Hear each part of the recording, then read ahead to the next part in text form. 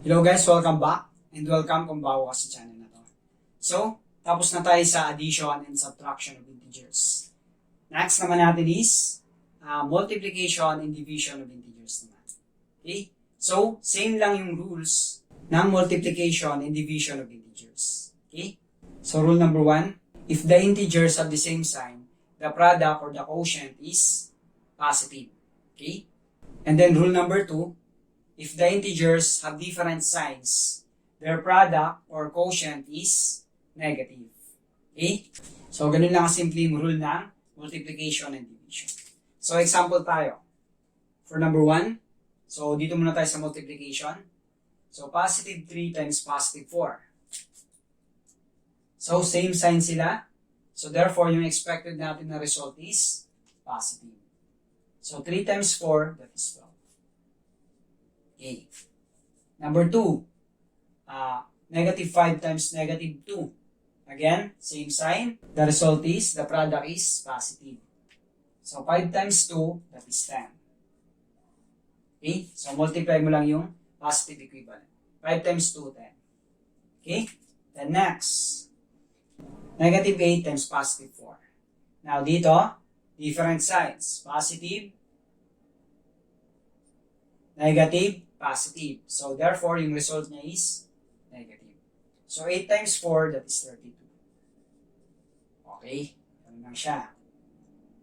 Then, for number 4, 6 times negative 3. Again, opposite, different signs. Positive, negative.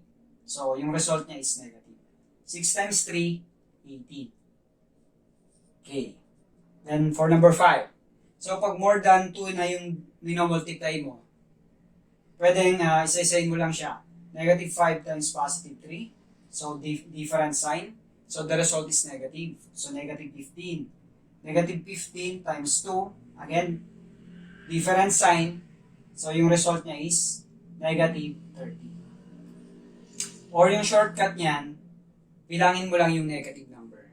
Okay? Pag add siya, yung result niya is negative.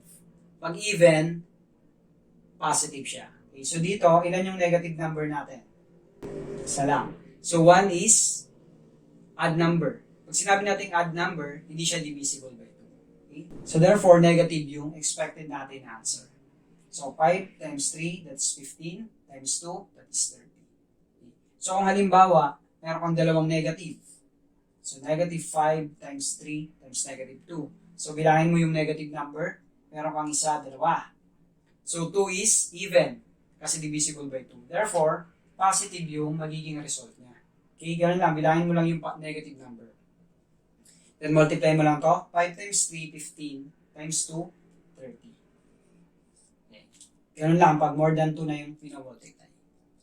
Then, dito naman tayo sa division. So, same rules lang naman, no? Number 6, 10 divided by 2. Positive 10 divided by positive 2. So, same sign. Therefore, yung result niya is positive. So, 10 divided by 2, that is 5. Okay. And for number 7, negative 15 divided by negative 5. So, the same sign, positive yung result. 15 divided by 5, that is 3. Okay. Then for number 8, 20 divided by negative 5. So, different signs. Positive, negative. So, yung result niya is negative. Okay? So, 20 divided by 5, that is 4. Okay. And last natin. Negative 12 divided by positive 3. So, different signs, negative yung result. 12 divided by 3, that is 4. Okay. So, ganun lang sa multiplication and division. So, comment below guys kung na-upload yung video ito. Thank you for watching and don't forget to like this video.